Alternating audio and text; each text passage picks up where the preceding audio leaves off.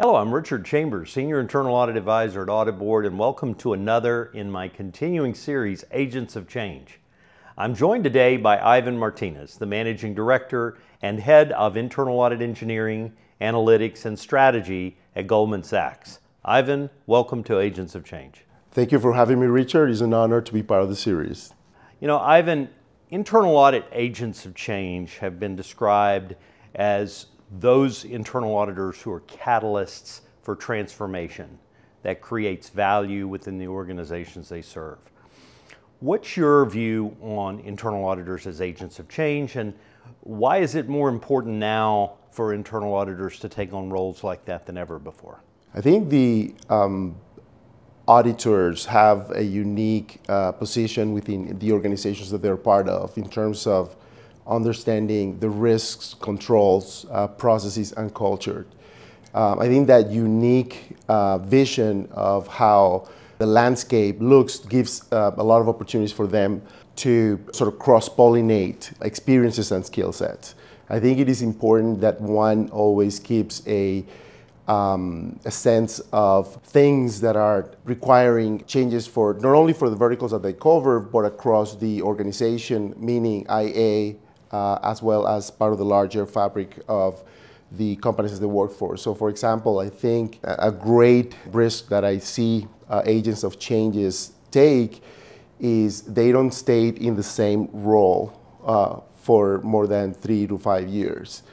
Even within internal audit, they are perceived as the people that want to take on more, want to change things. So I think with that comes a little bit of risk, but that risk, I think, pays itself off more rapidly than by staying within one sort of vertical. So they sort of want to change their landscape while they're helping to change the organization. They get kind of burned out if they stay in one pace too long. I think so. While there are opportunities to do that, especially by outside factors, regulatory changes, new business, ventures, and so on, you can still change a bit. I think the acceleration that one would have vertically as opposed to kind of going horizontally and taking on different types of challenges is really what makes the transformation happen.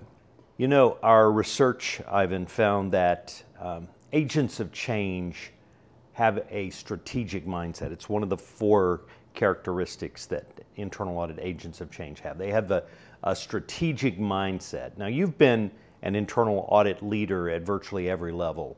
How mature do you think the internal audit profession is when it comes to strategic thinking and strategic mindsets and management?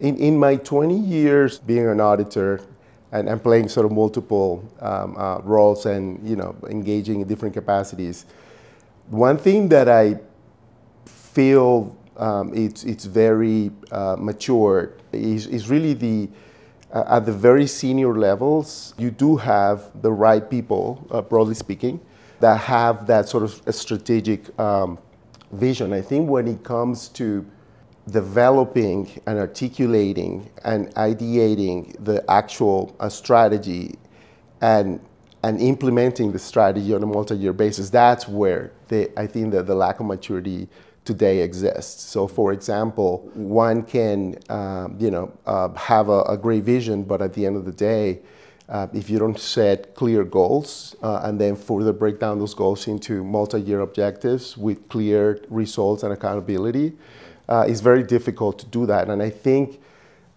what I observe is that there's a bit of analysis paralysis in terms of thinking too much, in terms of all the possibilities. I think keeping it simple, doing one well, proving the concept, and then scaling it up, I think it's kind of what I see could be more effective.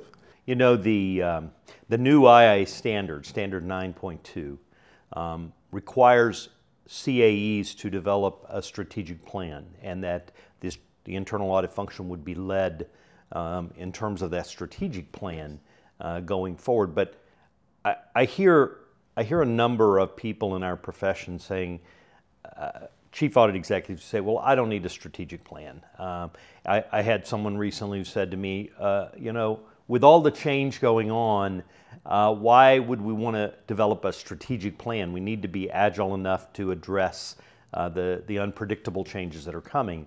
My answer to that is you need a strategic plan precisely because of all that change. What do you say to someone who says, I really don't need a strategic plan, I can lead my internal audit function 1 year at a time? I would agree with you, by the way, in terms of the lack of having a strategic plan is inevitably going to create inefficiencies in how you actually cope and adapt to change. I think the first thing that I would say to a CAE that may have objections to implementing, because it's costly, I get it, and it's a multi-year thing. It definitely takes investment. But I think what sort of obfuscates that is the fact that on a day-to-day tactical sort of reactive approach to change is by far more costly than having a strategy that can actually cope with change and serve as a framework for how do you actually adopt change. And you brought up a very important point, which is about agility. Agility can be applied tactically and strategically.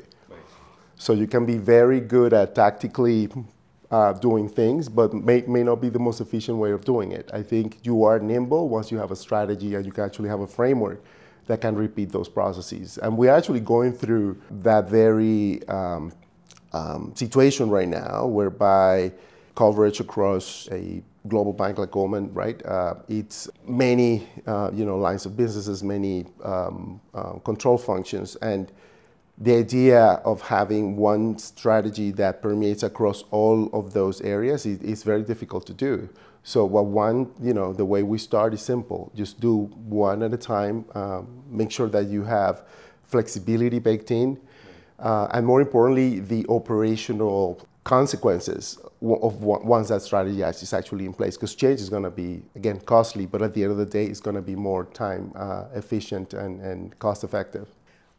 Great observation. I think it was the famous hockey player Wayne Gretzky who his very famous quote is, "I don't skate to where the puck is, I skate to where the puck is going to be." Right.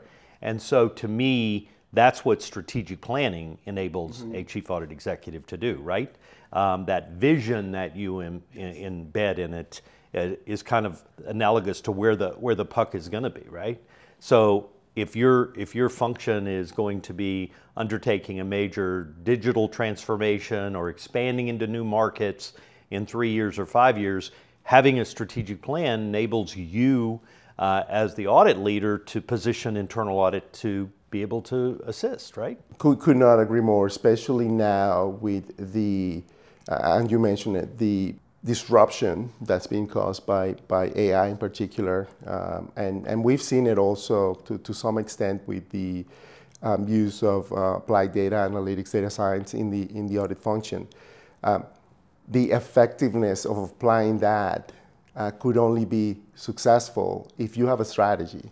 Like, what are you trying to measure? What are your objectives? What are the results that you're trying to obtain? How do you actually maintain the framework? And I think having a governance structure at the highest level within the organization, to me, it's actually an ingredient that's necessary for really implementing successful strategies. And to your point, I think you can anticipate and forecast and be forward-looking. That's all you have. Things will naturally change, but the fact that you have one makes you nimble enough to actually adapt along the way. I think being retrospective or having insights on the present can only get you so much. I think is where are you heading and how you are anticipating those changes. It's the sort of the cusp of where I see the function and the strategy going. Well, it sounds like you are in the process of putting a strategic plan together for your own function. Is that right? Yes, yes. And how collaborative is that process? I mean, as a chief audit executive, it's not something you're sitting in a room creating on your own, right? Right. So to that point, our CAE was able to articulate a multi-year program involving all the loudest voices within the organization just to make sure that the consensus built around the approach, not even implementing the strategy, but we have to do this. We have to have a multi-year strategy. How are we going to cover all these different targets? And what that forced was a natural prioritization or where the right focus would be. And then immediately following that, what happened was once you select your top 3, 5 sort of strategic goals, then you have a more manageable framework to build. I think it's fundamental to also, in my opinion, to obtain resources to actually work with experts that have done this and help you along the way. Because I think the articulation is one part, is expensive, but the second part is how do you automate and integrate the workflows that are resulting from these new strategic goals within your day-to-day, workings of everything. You need to measure, the success of your strategy and what you're covering. Well, it sounds like you and your chief audit executive and your whole team have the right mindset about creating this strategy, and I wish you the very best of luck. Thank you. Thank you. I want to thank you. We need luck. I want to thank you for joining us today, and I look forward to meeting up with you again in the future. Well, I want to thank you as well.